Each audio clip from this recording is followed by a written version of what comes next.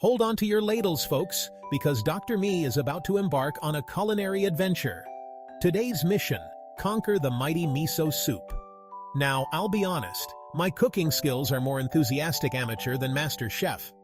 My culinary creations often end up looking like abstract art projects. But hey, they say the first step to success is trying, right? Wish me luck, I'm going in. First things first, ingredient hunt. This is where the adventure begins. The kitchen is like a treasure trove, filled with hidden gems waiting to be discovered. The recipe calls for... what was it again? Oh right, miso paste. But where could it be hiding? Ah yes, miso paste. Now, where did I put that?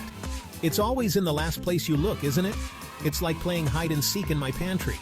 Every jar and container is a potential hiding spot. Aha, found it. Next up, tofu. The fridge is another labyrinth of ingredients. Wait, is that tofu or the block of feta cheese I lost last week? Never mind, tofu acquired. Onions, seaweed, and maybe a few other surprises. Maybe a dash of accidental hot sauce. Let the games begin. Cooking is an adventure, and every meal is a new quest. Let's see what delicious creation we can come up with today. Time for some chopping and slicing. The recipe says thinly slice. Easy, right?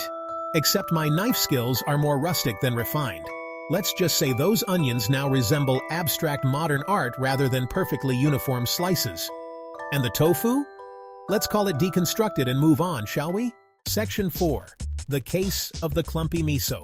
Today, we dive into the mysterious world of miso paste and its sometimes stubborn behavior in the kitchen. Now for the star of the show, the miso paste. This fermented soybean paste is a staple in many Japanese dishes, known for its rich umami flavor.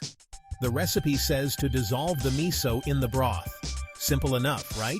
Just add it to the simmering liquid and stir until it blends in smoothly. But this paste seems to have other plans. Instead of dissolving, it's forming stubborn clumps that refuse to break apart. It's clinging to the spoon like a stubborn barnacle. No matter how much I stir, it just won't let go. Maybe a little whisk action will help? Whisks are great for breaking up clumps and creating a smooth mixture. Nope. Now I have a miso tornado swirling in my pot. The whisk has only managed to create a whirlpool of miso, but the clumps remain. Deep breaths.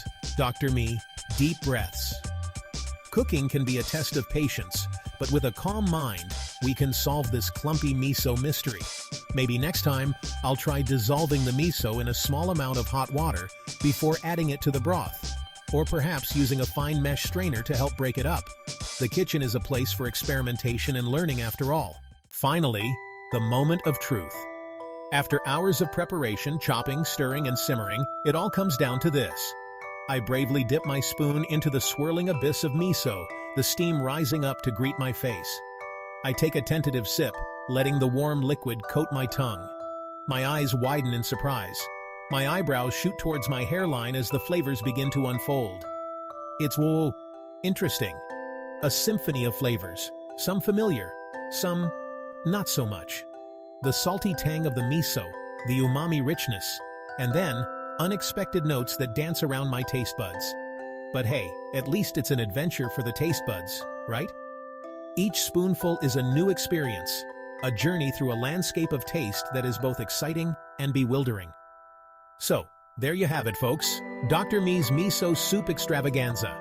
A culinary experiment that may not win any awards, but certainly wins in the category of enthusiasm and effort.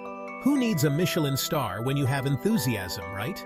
Cooking is about joy, about trying new things, and sometimes failing spectacularly, but always learning and having fun. Now, if you'll excuse me, I hear the takeout menu calling my name.